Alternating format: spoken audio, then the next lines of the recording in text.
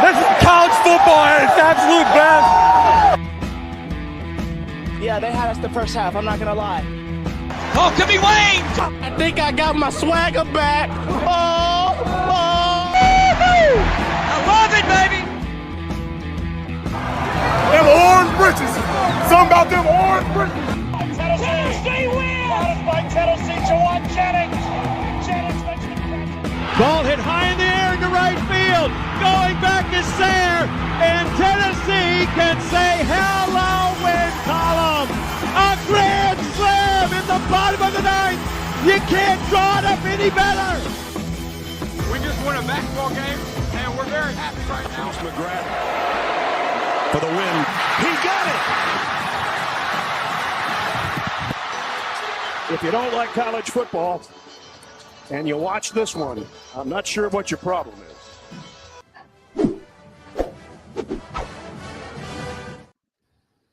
Reddit did to do, and welcome into More Important Issues. It is Sunday, July 14th. It's an exciting episode, 576th. You obviously have the MLB Draft going on right now. And then this time tomorrow, this will be More Important Issues presented to you by Fan Run Radio over at Fox Sports Knox. You can listen to us on the radio waves. I'm going to be honest. I'm sorry, guys. I hate that I have to do that to you. I kid. We appreciate everybody. We appreciate everyone who's always listened to us. Peddle our random crap to you sometimes. Conspiracy theories, thoughts, opinions.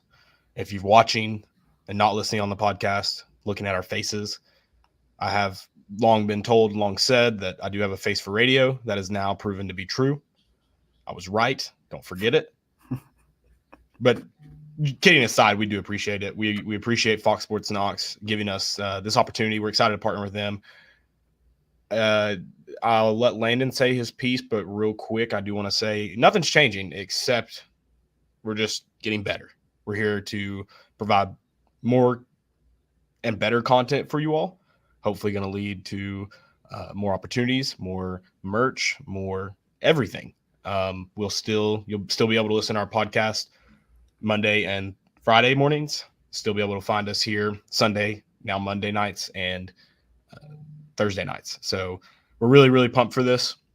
Can't wait. It'll kick off all tomorrow night at 8 p.m. Tune in however you'd like. You can continue tuning in on Twitter, continue tuning in on YouTube, but we'll be back here Monday night, and we'll just be live in the Fox Sports Knox studios. Yeah, super exciting stuff. I still can't really believe it. I don't think that was kind of anywhere near our expectations, was ending up on the radio somehow, but super exciting and super thankful for the opportunity from Fox Sports Knox, and looking forward to it. Like Caleb said, nothing really changing for us. We're just getting better. And I think, you look at Tony Vitello, like the first part of his career, he made it to that Omaha, probably shouldn't have made it there, but did it with less resources, and now he's got all the resources available to him, and he just won a national championship. So if we're going that same timeline, I think soon, I don't know where the limit is. The ceiling is the roof, to quote a great Michael Jordan. So yeah, looking forward to it, and super thankful for everybody who has been with us along the way, and looking forward to what the future holds. We have often joked that we would quit after a national championship. I think we meant football, but we didn't really specify. So when that happened, we debated it, and the people wouldn't let us. So we continue on. We truck on for you people. Yeah. And no selfish reasons, of course. I don't like hearing myself talk. I promise that. That's just not true. It is true. But we're fired up for it, though. We're excited to work with a lot of great people over there. We again, really, really appreciate the opportunity. We're excited for, obviously, if you've been following along, if you're one of the 37, as they boldly, I mean, I'm excited that almost triples our listener count. So that's awesome. Mm-hmm. but if you've been following along, you've seen they're trying to build a big content network. They're going to get you guys 15 hours of local radio a day, and we're excited to be a part of that. And we're excited to be working with them and just a bunch of good dudes over there that are passionate about Tennessee like we are. So it's an exciting opportunity. Hope you guys continue following along. If you're new, we hope to gain a lot of new people.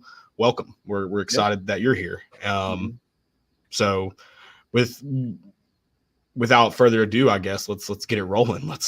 I mean, it's an exciting time to be a Tennessee fan. That's the obviously you see a bunch of guys you've already seen. I mean, we couldn't even start the show before Christian Moore was taken in the MLB draft.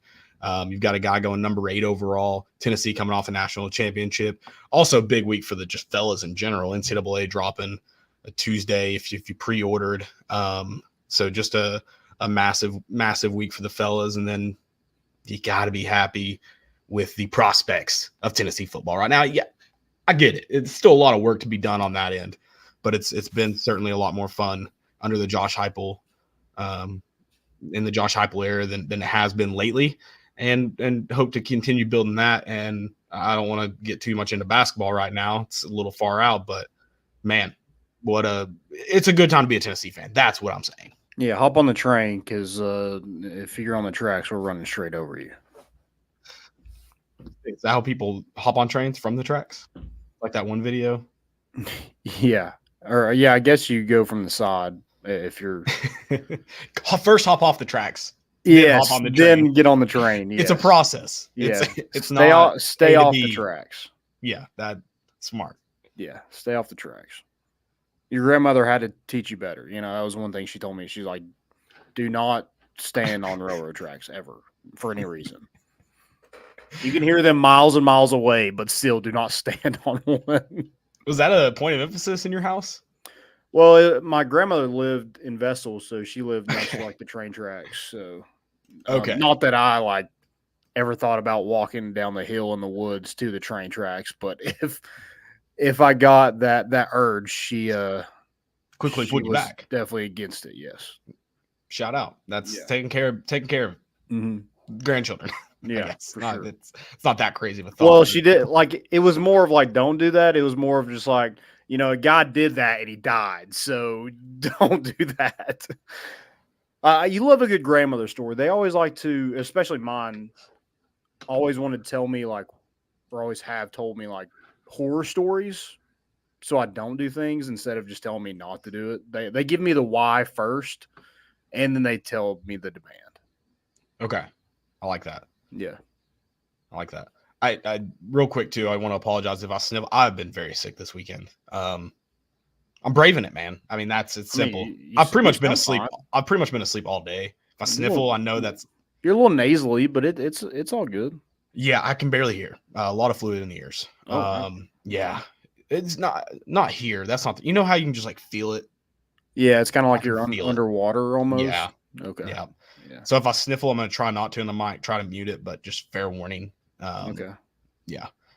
Probably playing golf all day yesterday didn't help it in the heat, but you got to do what you got to do. Mm-hmm.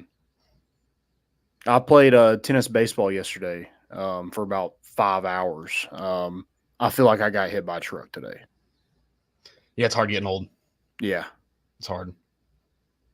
Yep. You don't realize it until you do something very physically demanding. You're like, huh, I used to do that no problem. Right. And that's even different. The adults, people our age or older that do any kind of water sports, I would like to say I have the utmost respect for you, because that's truly an exercise of every muscle in your body. Mm-hmm. So not only is it muscles you don't use anymore, it's also muscles you just never used. Or you don't know you had until it hurts. Yeah. And so I have so much respect for you. People are like, would you like to go skiing this weekend? I absolutely would not. I'll sit on a boat this weekend with you. Mm-hmm. I'll watch you ski. I will not 12-ounce curls. Yeah. I will not be participating in the skiing or the tubing. Yeah. I plan on not hurting really, really badly on Monday morning. So I'm out. Yeah. Did you hit any home runs? No, dude. So I had to hit left-handed. That's dumb. And I'm not left-handed. So I assume you're already playing with a tennis racket. We play with an actual baseball bat and tennis balls. Oh, okay. So, no, I did not. I mean, there were people that hit some bombs. But How ugly is that swing, left-handed? Oh, it's horrible. Raven, like, my wife, like, got on to me. She was like, "Is that how you swing? Is that how I swing?" You thought that was my real baseball swing? Good God. I was offended that she thought I was that unathletic. You're going to have to play the tape for her. Yeah. You had to run it back. Yeah. You should have had her pitch one to you right-handed. Oh, yeah. I would have sent it right back where it came from. Yeah, you got to work on that. Mm-hmm. I would have Xander Seacrest her. We never really got into that with Xander. Yeah, unfortunately. Yeah. Too much to talk about. It was a big week for the fellas. Yeah, already. Devin Arnold coming in, number 8 overall. That's awesome. Honestly, I guess I wasn't following along. It's pretty crazy though that there really wasn't much talk leading up to the national championship about SEMO going in the first round. I don't know what has transpired in the last 2 weeks, however long it's been, but for him to get up to number 8 overall seems pretty wild to me. I think they were all kind of waiting for like his hot streak to just kind of die down, and it never did. They're like, maybe he is that good. He can't do this forever. But yeah, like a lot of mock drafts I saw leading up to the draft was kind of him at number 12, and if not, we're falling a little bit further than that. But the Red Sox were picking at 12. And what's great that he went number 8, because the Brooklyn kid going to Boston just sounds it sounds like a great story in theory, but it's also kind of a worst nightmare scenario for him too. Could have been inverse Babe Ruth. He could have been. Yeah, maybe he gets traded and there's a new curse. Or maybe he goes to the Yankees after that. I don't know. I feel like he could have played that right. Yeah. Yeah, but he goes to the Angels, joining Ben Joyce, who's already back in the majors and doing Pitching his Ninja thing. has been going nuts this week. I mean, so many. Obviously, because I don't really see the Pitching Ninja when Ben Joyce is involved, and it seems like he went dark, and then he's back in the majors, and now he's on it. He loves him some Ben Joyce. Yeah, same. I get it. Yeah. And he's got that control down too, where it's, that 103 fastball, and then he has that, that cutter or slider, or whatever he throws. It's like 96. It's not fair. No. Not fair. But yeah, let's talk about SEMO a little bit. I mean, what kind of like you mentioned, wasn't thought to be. I mean, he wasn't even thought to be Tennessee's first player drafted. Right. A couple months back, and he just goes on this run. I mean, before the season, we were talking about how Blake Burke is, how many home runs does he get before SEC play? Does he break it before he gets to the second or third weekend? Right. And he had a great year. I'm not taking anything from Blake Burke, but the year SEMO had was one that we haven't seen before in college baseball. Not only to win the SEC Triple Crown, hit that many home runs, get the Tennessee career record, but let's talk about he led off. Yeah. And was a big part in a lot of those games in the field. He hits the first cycle or the second cycle in Omaha ever. And then he wins the SEC championship, regular season, and tournament. And then he wins a national championship. I mean, there's not a more decorated person this season in college baseball than Christian Moore. Yeah, I'm glad. I mean, use the word decorated. We know where he should have probably finished in some of those awards. The real, the unearned decorations. Those guys did go ahead of him, so good for them, I guess. It's mostly about draft prospect. But yeah, to kind of, like you said, almost, or I think Devin kind of said it, quietly got here, like no hype. And yeah, he was on an incredibly talented team, and a team that finished. You just named off their team accolades and regular season tournament, and then obviously national champions. Pretty remarkable what he did solo on a team that good too. Not that that's unheard of or anything, but it's not first off, he's a leadoff guy, so it's not all about what the guys did around him. It's not like he was just put into a ton of RBI situations. It wasn't like this is a guy that was a very, very talented player, and then also was just he was a professional hitter, number one. I mean, the things he did at the plate, and that's another thing about Blake Burke too. I know we're talking about SEMO, but you mentioned him when you're talking about the expectations of this batting lineup and who everyone thought would be the best, and he was very, very good this year. That's another dude that, I mean, Blake Burke had to be ecstatic that Christian Moore was batting in front of him. Oh yeah, had to be ecstatic that was happening.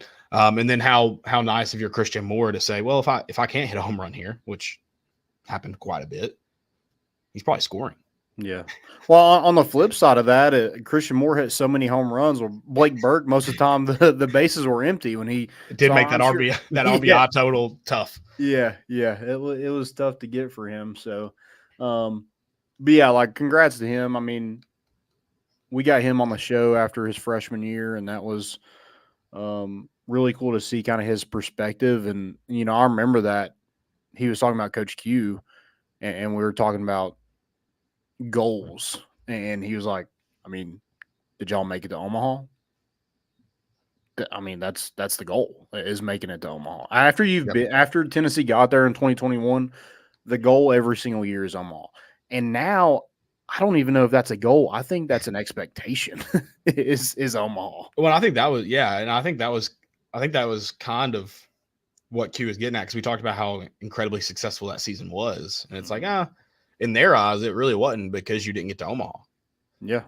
I mean, everyone knows it's difficult to get there. Everyone knows it's difficult to win a national championship. But when you've had the kind of seasons they had, I mean, look at even looking at 2023, where it wasn't their best season. But as you get closer and closer to the end, you're going, yeah, this team should be in Omaha. Like they're good enough. They should get there. And so, yeah, I believe it's definitely becoming it's the expectation for that program. Now, when you get there, and you've heard Tony Vitello talk about it a lot, you've heard it tonight on the MLB Network going, a lot of things got to go right to win a national championship. It's 100% true. Tennessee had a lot of things go right. It's just part of it. You got to – and they also had something. I mean, you don't want Hunter Hensley to be out as much as he was in Omaha. They certainly had to push back against some adversity, but they had a lot of things go right. And then, I mean, you look at the beginning of the year, you have AJ Causey go down, or not AJ Causey, AJ Russell go down. So, I mean, yeah, sure, they had to fight back against adversity. I'm not denying that team of that, but part of winning championships is having things go the right way, balls bounce the right way. And they did. There's a lot of luck involved when you win national championships, but there's a lot of things you got to do to put yourself in an opportunity for that luck to benefit you. And this Tennessee team did that. Part of that's getting to Omaha. Got to get to Omaha first. Yeah. And just SEMO, like, you know, going 8 overall, like I feel like that's, you know, I tweeted it today. He's a top 10 pick. I mean, when you look at what he did and how valuable he was for that Tennessee team to be as good as they were, they win as SEMO went. You know, he was the guy and late in that Florida State game saying, let's fight. He was that guy, and you know, at that game 3 in Evansville, that you're like, oh God, we're on the ropes here. I mean, first at bat, he takes one deep, and he's like, guys, we got it. Yeah, this is not how it's going to end again. And yeah, he was just kind of that dude all year long for you to kind of get you in the right direction. And I feel like that's what teams look for. Like he was a natural leader for this team. It wasn't like he was a quiet guy that kind of just stood in the background. Like he was a vocal leader for Tennessee, and I'm sure that bodes well with GMs looking for locker room guys. Also, talent helps, but you know, they want a fit, and I think they found that perfect fit in Christian Moore going 8 overall. Yeah, you mentioned that he's a top 10 pick. You can't really argue it. I mean, look at the guys that he competed with for some of those season accolades, and Charlie Condon and Jack Caglione. Look where they went. Yeah. Look at the stats there. I mean, it's very clear that what this guy was. And yeah, well-deserved number 8 overall. Yeah, that's pretty remarkable. Pretty fun to see. You talked about this. The MLB is going to be littered with Tennessee guys in no time. You've already started to see it. I think Trey Lipscomb had a big game. Was that yesterday? Yeah, I think so. Yesterday, so you're already seeing that. You've got you talked about Ben Joyce earlier in this podcast. Chase Dolander's the number one prospect for the Rockies right now. Played in the Futures game last night. Got promoted to Double-A. Yeah. One thing I want to mention before I forget to say it is, you saw Chase Burns go number 2 overall. The fact that you mentioned A.J. Russell going down and they lose Chase Burns, the number 2 overall pick in the draft last year, and still had the dominant season that they did and won the national championship is unreal. Yeah.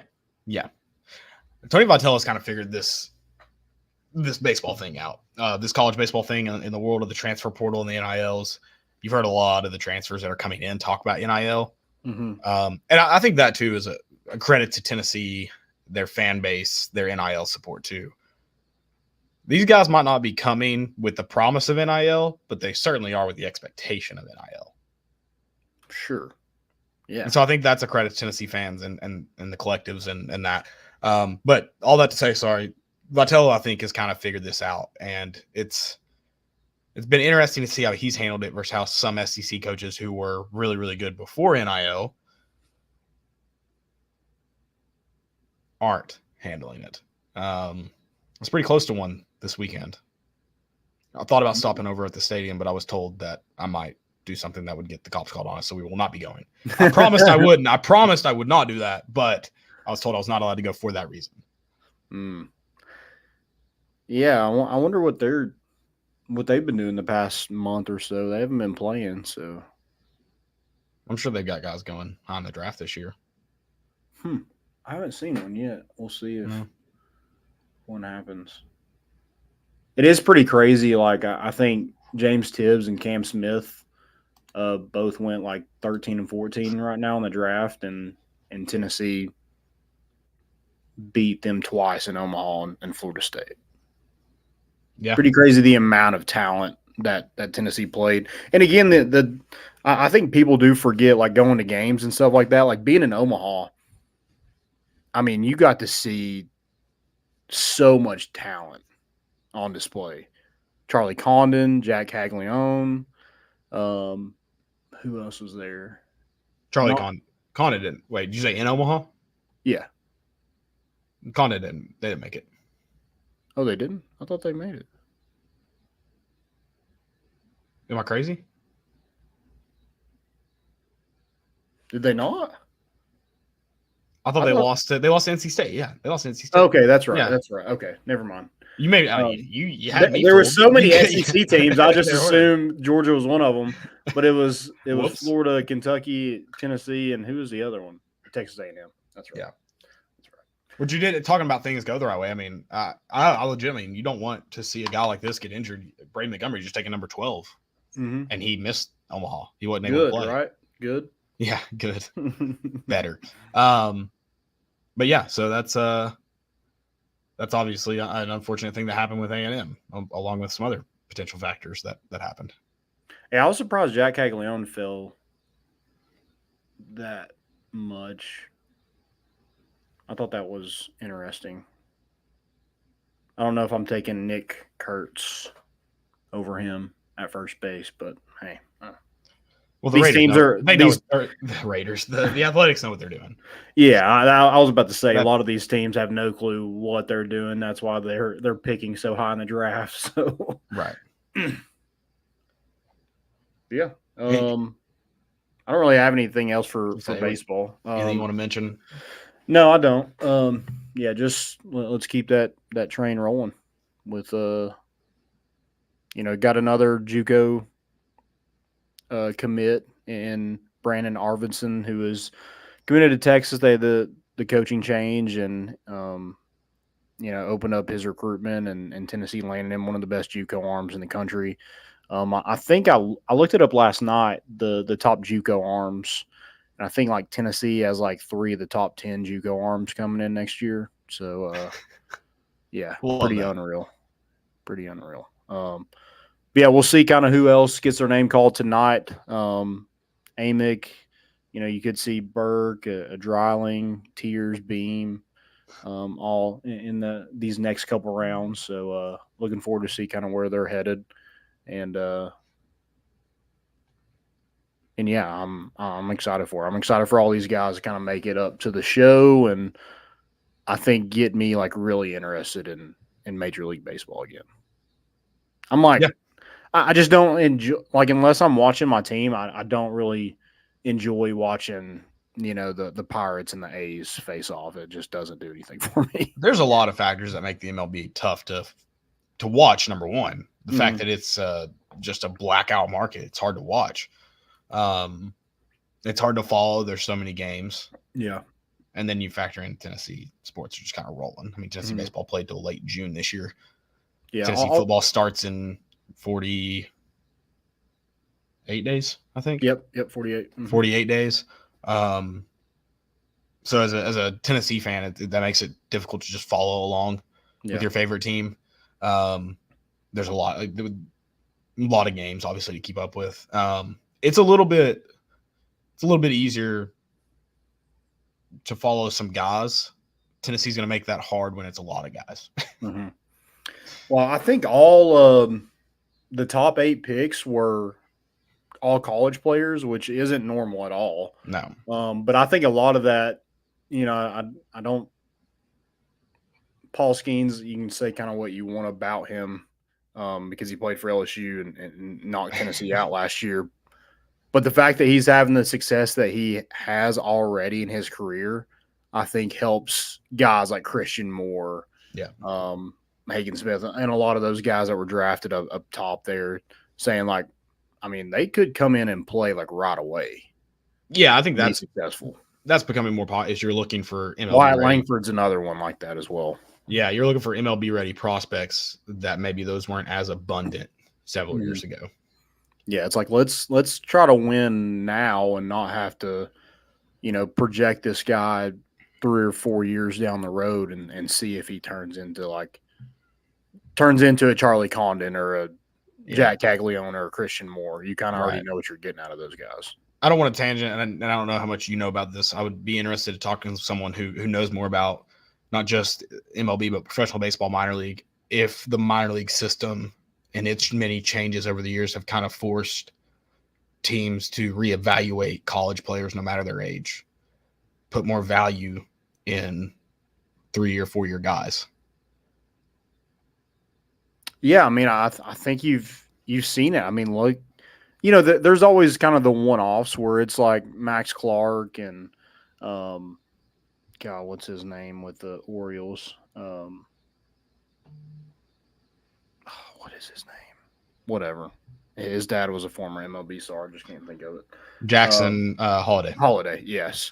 And Drew Jones. You have a lot of those guys that like they were going to be draft picks like years before. There'll still be guys coming straight out of high school. Yeah. That'll still be a thing. Right. And I think the number 9 overall player was a shortstop from somewhere in high school. So, yeah, you're going to see those, but I don't think it's going to be – I think it's going to be very college top heavy going forward unless you get a guy like, you'll have some high school players sprinkled in up top, but I think the majority now is going to be there's already been a few older, more mature. You've seen them under the lights. Omaha is a lot different than playing in Atlanta, Georgia in a travel ball tournament. Like it's just different.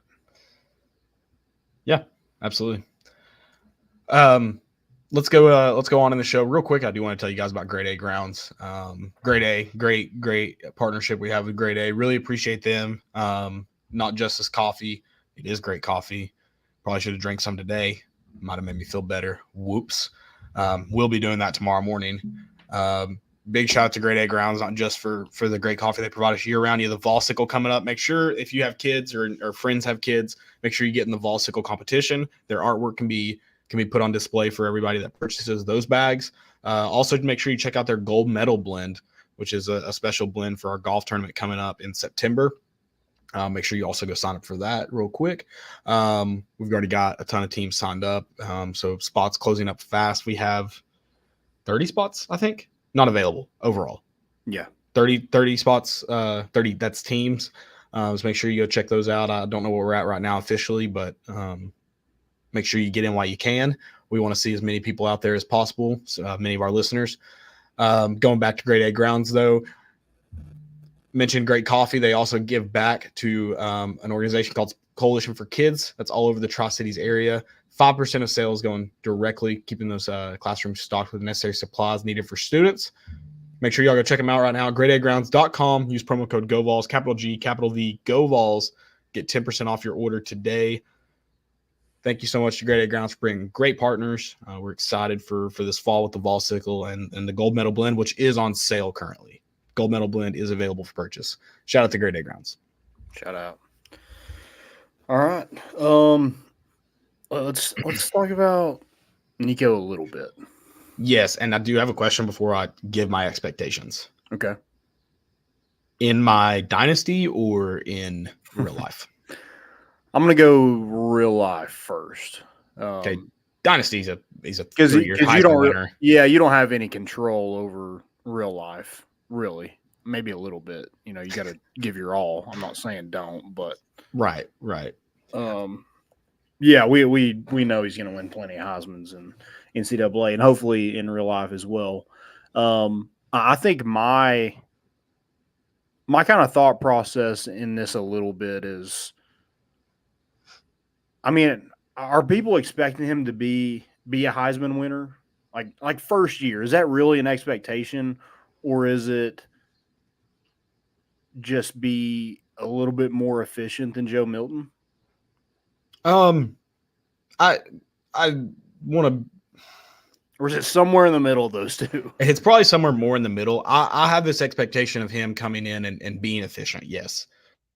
I think the Heisman talk more comes from the team he's on.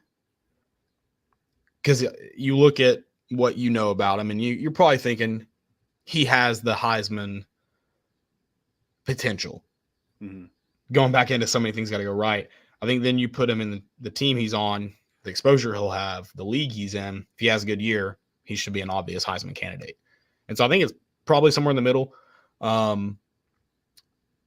Looking back at Iowa, I know it's a bowl game, tough to choose. We talked about this with Joe Milton. After the Orange Bowl, tougher, temper some expectations. We've seen a quarterback in a bowl game that doesn't exactly translate to a full season. Iowa's a really good defense. Clemson was too. But I think his presence seemed calming. I heard I was a really good defense. You said Iowa was. Yes. I did. Iowa was a really good defense. But yeah, I think probably you're right that it's somewhere in the middle.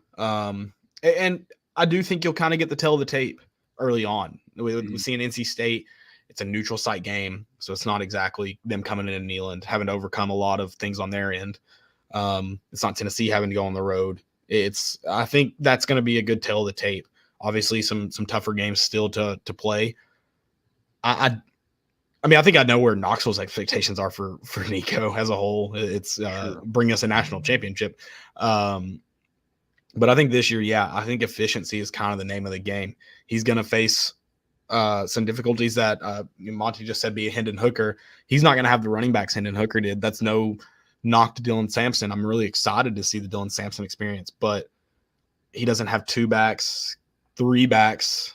When you look at Dylan Sampson's freshman year that Hendon Hooker had. Not the wide receiver core as we know right now that Hendon Hooker had.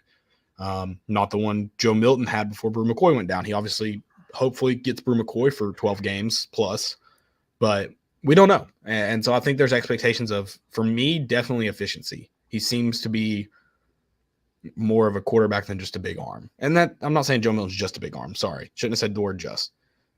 I think, though, he looks more poised. And I have this excitement of sitting behind. In this era, if you have a quarterback that's comfortable with sitting behind a guy for a year, I feel a little bit better. Yeah. Yeah, I agree with that. I think poise is a good word to kind of describe Nico, and it is one game, so it is hard to just kind of put all your eggs in that basket of, oh, he looks comfortable, but he did.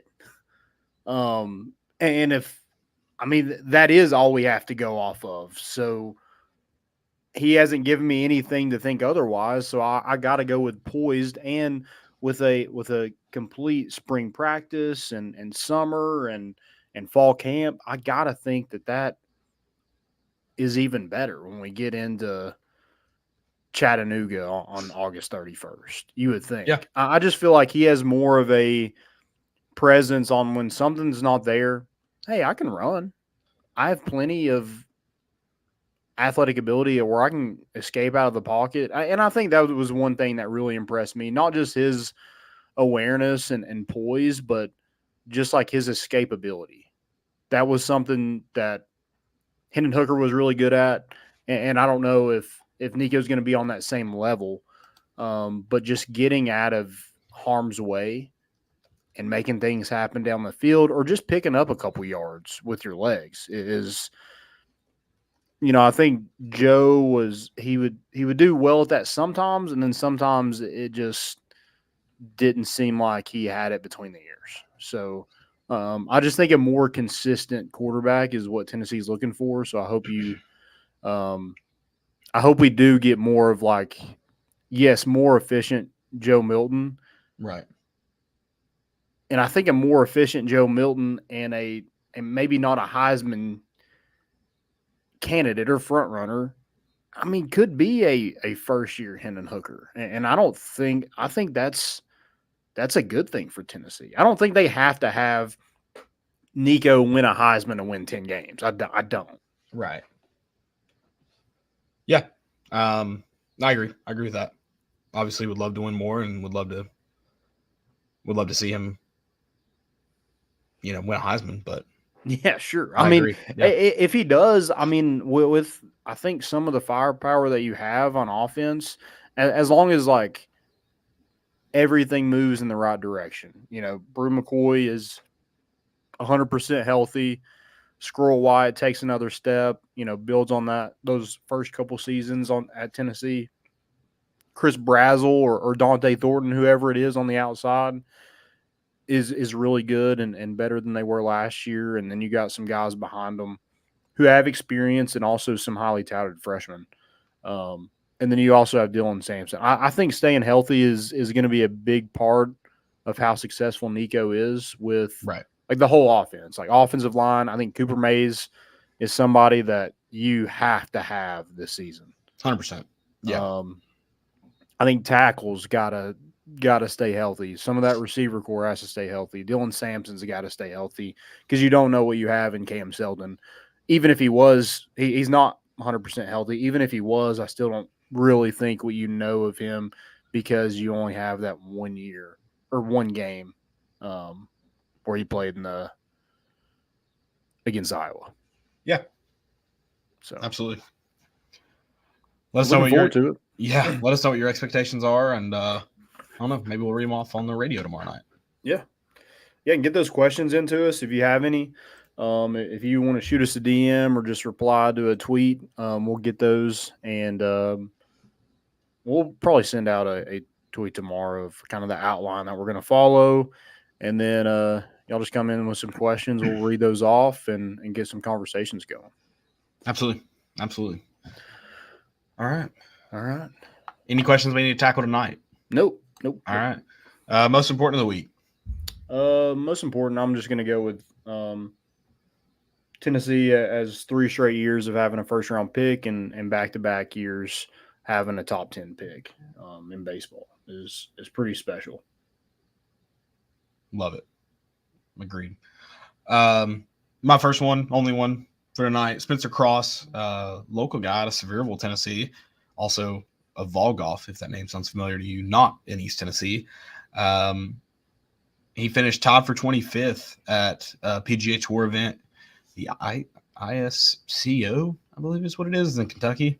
Finished tied for 25th. He did shoot a Friday 65 to put himself going to the weekend there in contention. He finished 7 off the leader, but a big event from him at a PGA Tour stop. And I mean, dude's incredible. But see what he's got left for Tennessee fans. It's another guy in the pros, just doing it for the Vols.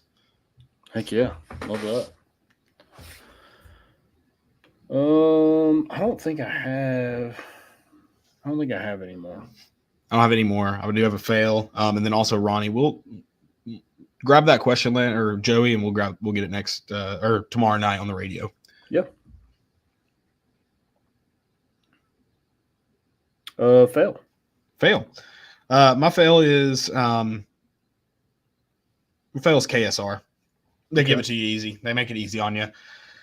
They drop that video of Reed Shepherd going around Dalton Connect. And listen, that's going to work in the NBA, sure, but maybe don't make a highlight tape out of it, because just watch it. No basketball.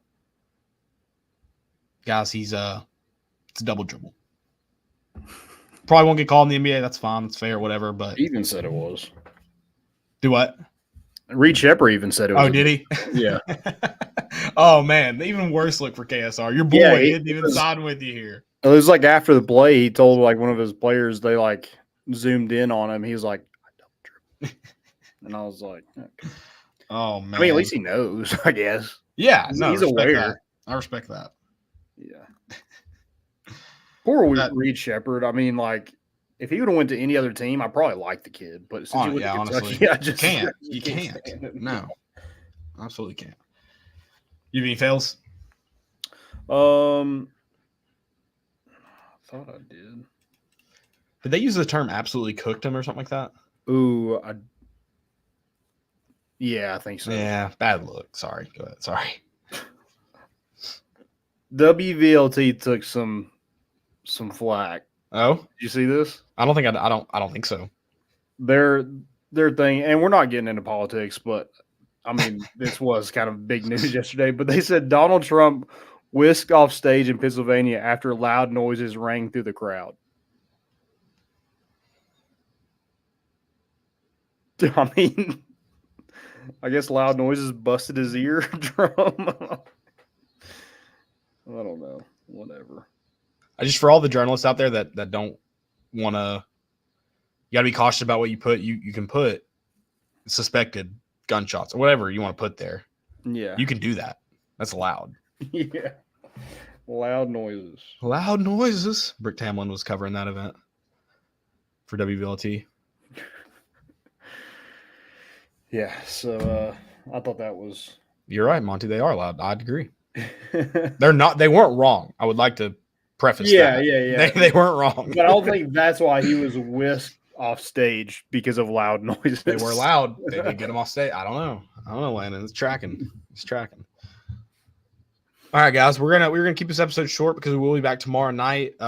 We will be live in the Fan Run Studios at Fox Sports Knox. You can listen to that on Twitter, like always, like you always have. But if you're in the car, somewhere where you can't get on Twitter easily, don't worry. You can listen to us on FM 105.7 and AM 1340. Really excited to kick that off tomorrow night. Make sure you guys tune in. We really, really appreciate your support always. Excited for the more content we're going to get. We should have the first episode of The Turn dropping here soon too. Guys behind the scenes have been working hard on it. It ended up being I don't know what we've spoiled yet. Won't spoil it too much. It was supposed to be just a few short holes competition here. Ended up being an 11-hole plus a putt-off event. So ended up being a longer video than we suspected initially. But well worth it. Yeah, for sure. Yeah, guys, go check out roback.com. Use promo code More Important Issues for 20% off your first purchase. They just have the best clothing possible. Love it. Love every polo. I have some pants. I have some shorts. I just love everything that they have to offer. So go check them out. You will too. At roback.com. Use promo code More Important Issues for 20% off your first purchase. All right, guys, thank y'all. Thank y'all for joining in for the big announcement. We're super excited about it and can't wait to get started tomorrow. We will see you back tomorrow, or you will listen to us on the radio. And yeah, if you don't want to see our faces anymore, I encourage you to go to her. Whatever you want to do. But thank y'all again. Big news here, and we're super excited. So we're bringing the boat in, and we out.